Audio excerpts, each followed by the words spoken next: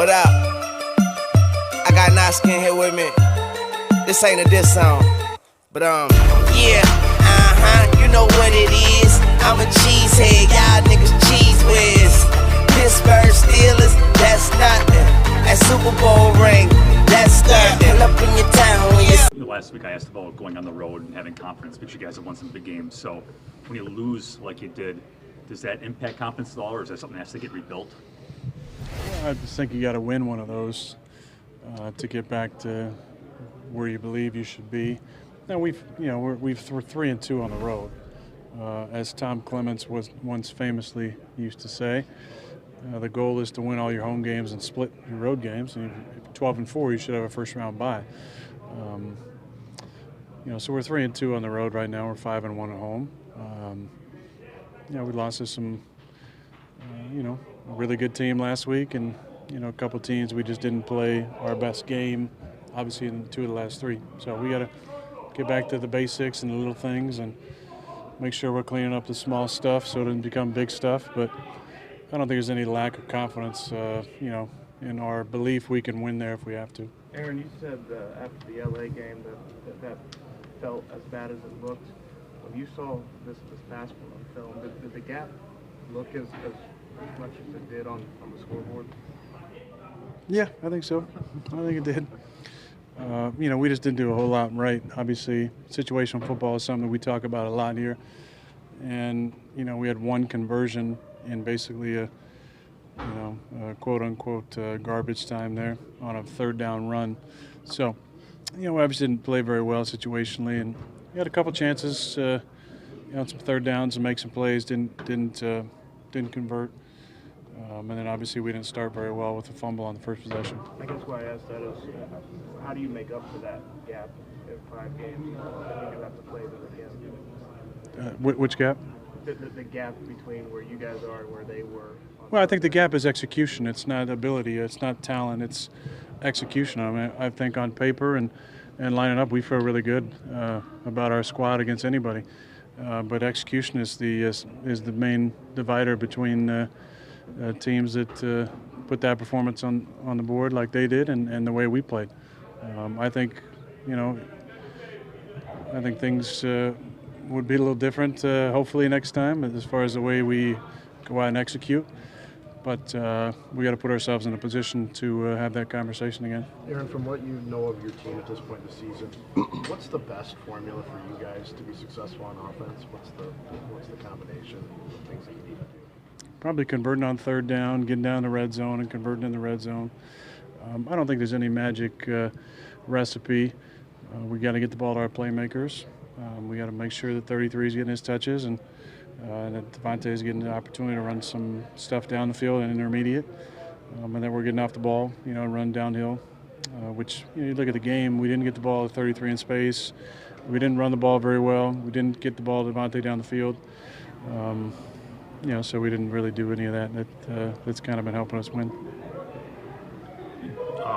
Jason asked you a question a week or so, a couple weeks ago about, when things don't go right, Matt, to us, always takes the blame for it. Is that the way he is with you guys too? That whenever something goes wrong, he's pointing the finger at himself? And what does that mean to you guys? I think it's important. I think it allows everybody else to kind of see where the critique should start with for ourselves. It should start with our own performance and our own preparation and execution. And if the head coach is doing it and the leaders in the squad are doing it, then everybody should be doing it as well. That's the good thing in just feeling the way things feel today, 2 days removed from that feeling, is I don't feel like there's a lot of finger pointing going on. There's not a lot of division, with the guys. I mean, obviously we're disappointed, but thankfully we put that game to rest this morning after going through it again.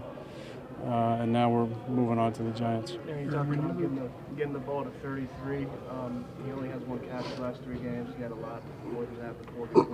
You say all the time you throw the open guy. Has he just not been as open in these last 3 games? Has not been as big a part of the game plan to do that? Why the discrepancy? Well, I don't think we've put him out a whole lot, split him out for some of that stuff. But I think teams are playing him a little differently. We're not getting a linebacker on him as we were for a few weeks. So we just got to keep finding ways to get him the ball. I mean, he's been a big part of the plan, but when you have so many third and extra longs, some of the plan stuff, as any play caller will tell you, kind of goes out the window, and you're scrambling and you're a couple scores down, and a lot of stuff you want to do coming in the game you just can't get to. So we got to do a better job of starting games off, and we had a good run there starting the season. I felt like we were going down scoring on most of our first possessions, and that's how you can kind of get into your first 20 plays that you want to script, and usually in that first 20 there's some opportunities for 33. Aaron, when you lose your right tackle and they're starting to get pressure on you, are you able to go in this offense into a max protect kind of a situation for a while, and is that even feasible in that? Yeah, I think that's a good teacher for us, that game. That regardless if it's our starting five in there or not, we got to, against a tough opponent with good rushers in a noisy environment, we got to help those guys out. I think a little earlier, with some chips and some thumps and some body presence and some more action stuff that we can get to. And again, I think the majority of that stuff, is based on we were just bad starting the game out. We had negative yards plays, we had penalties, we were behind the sticks, and we couldn't get to some of that stuff where we had plays where we could protect the edges and take some shots down the field. We just couldn't get to them. You said several times the last couple of weeks, you're kind of happy about the position the team was in, not necessarily saying, oh, we're the greatest, you're saying a very special position. After Sunday's result, how would you characterize the position you guys are in now? Well, we're tied for the lead in division. We still play each division opponent one more time. We're right in the mix where we want to be, playing meaningful games in December. But I think we got to play a little bit better moving forward if we want to get to where we want to go. This team has obviously a lot of goals. It starts with the North, and everything kind of opens up from there. The key is for us is we're going to obviously have to stay healthy, but we got to play a little bit better on all three phases. Offensively, I got to take the lead and get hot in December here. We got to start finding ways to get the ball to our guys all the time, and then defense has got to do their part, and special teams as well. And if we do those things, I like the talent of a football team. I like the spirit and the chemistry, and I think we got a chance to be in the mix. How does a quarterback quote get hot? You just kind of get in that zone, Rob. Aaron, it's not easy to build good chemistry and good culture, but it's easier when you're 8-2. Where do you think that is now, and when it's being challenged by a bad performance? I mean, you said there's not finger pointing, but will we find out more about chemistry and culture now than when you're 8-2? Well, I hope not. I hope guys are the same when it's going well, and when it's coming off a tough week. That's obviously the most difficult part about this business is you got to wait so many days between games, and especially if it's been a bad performance, it's kind of eating at you most of the week. But we got a road game against a team that's been in one-score games. I think the last 6 in the fourth quarter. Like I said before last week, these are going to be games you guys are expecting us to win, and we got to go out and put good performances together and improve. I think that's the key. Is we have to get that mojo going all the time, and start to expect to win games, and expect to win games against great opponents, and expect to win games against opponents with not as great a record. And there's a lot of guys in the youth in this locker room, a lot of guys who haven't been to the playoffs because 2016 was the last time. Does that concern you at all that there are a lot of guys in here that have not been part of a playoff push before?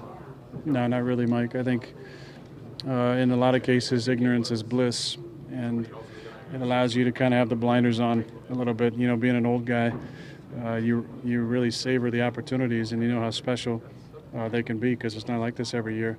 But I think as a young guy, you don't know any different. So it's normal. You almost avoid some of the extra pressure you might put on yourself if you've been there before and missed and realize, again, how difficult it is to win in this league and to win consistently. So I like our guys. I like the focus, and like I said, I like the fact that we're not pointing fingers, that there hasn't been division, that there's been great communication in the locker room, and guys are obviously disappointed, but I think there's been a good resolve being in here today. Aaron, you talked about get both your playmakers. What about your other wide receivers, Don? What do you need? But they're playmakers as well, so I'm not excluding them. I'm including them in the playmakers, and I think we got to find ways to get them involved. When Devontae was out, Jake was making plays, and Gmo's making plays, and Allen's making plays, and we got to find a way to get those guys involved because we were moving, we were moving the ball and being very effective. So we got to make sure Tay gets his touches, but like I've always said here, and maybe you might miss the main point I'm making about throwing to the open guy, but we've never wanted to force the ball here. And we've had some great receivers and some great playmakers over the years. And you could say, oh, well, Jordy caught 95 passes one year, or Randall caught 97 passes one year. But the fact is, the ball goes to the open guy. And those guys can get open that I mentioned. Marquez can get open. And we got to keep finding ways to get those guys involved. Aaron, in the past, when the offense may come out and start to struggle in a game or hit a lull, you could adapt and maybe run a 2-minute offense or maybe just totally recreate yourself mid-game. Is that something that this offense can do, is recreate itself or pull itself out of a lull or an early slide? I hope so. I think we might have to at some point. Tempo is something that we do talk about a good amount, but it just kind of depends on the plan and the way the flow is going. That's not my call. There was a time here where we ran almost exclusively in no huddle, and that's a lot of fun as a quarterback. But, being under center more and having, a lot more in the plan, we try and get to the stuff that we practice all week. And I think there's a lot of good stuff in there. We just got to find that balance between, maybe changing some tempo and still trying to run our stuff. You guys have some options at right tackle, and if Brian doesn't go, and claimed a veteran today. What do you think of just having all those different options available to you? Well, options are usually good, Rob. I think in most parts of life, a few withstanding, but no, I think that's why we brought Billy in, because he gives us some versatility. He played, some right tackle in our training camp and in the off-season program. I have a lot of confidence in Alex Light. I mean, I think, he's been a really nice, steady guy for us this year.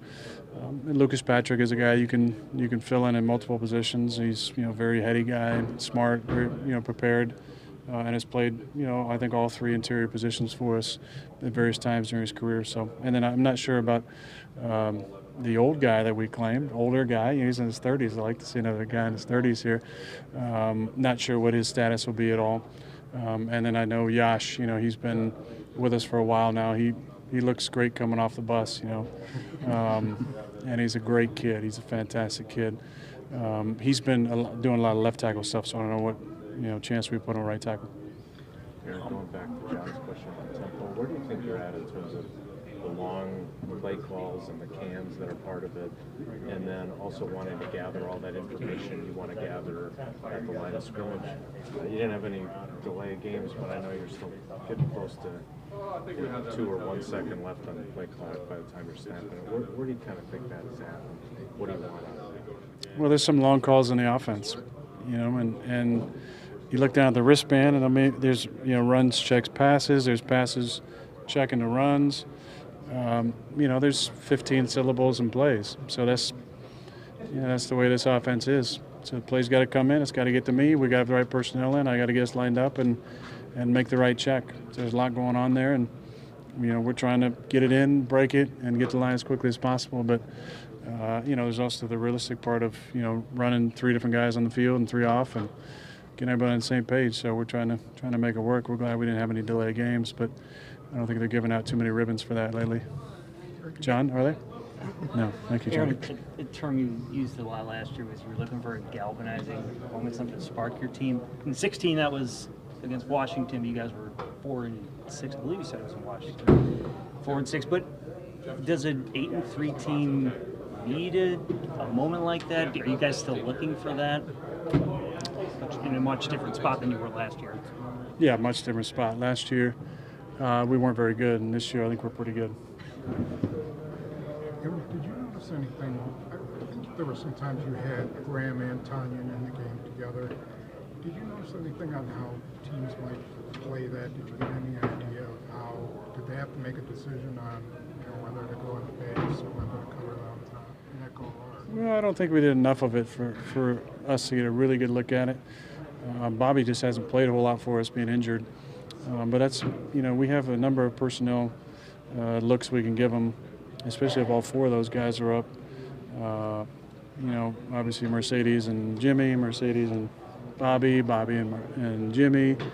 I'm not going to go through all the iterations, but, I think if Big Dog's in the game, they usually keep base on the field.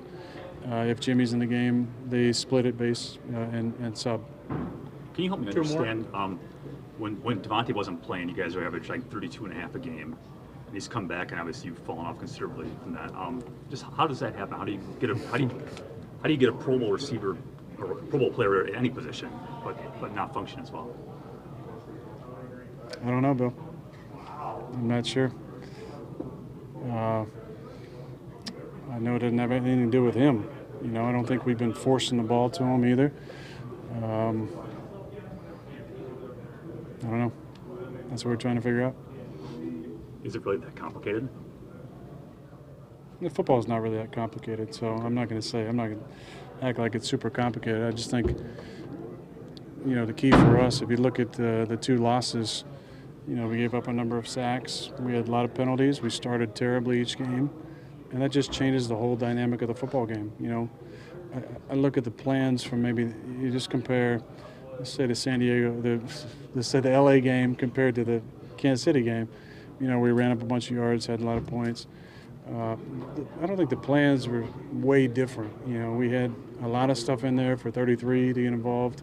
We did it in Kansas City. It worked. We converted about 50% of our third downs, and we were terrible on third down against LA and terrible on third down against San Fran. So we just couldn't get to any of the stuff they wanted to get to.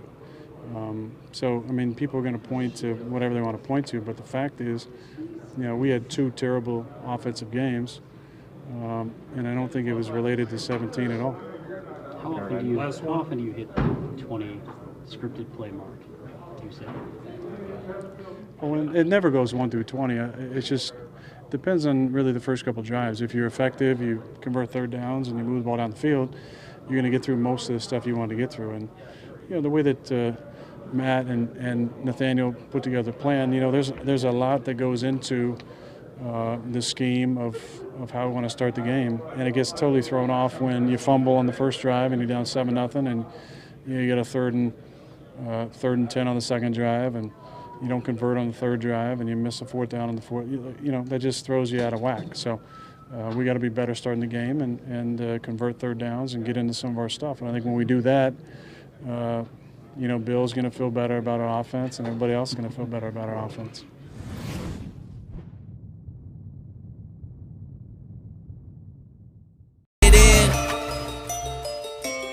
Oh yeah. Young Moolah, baby.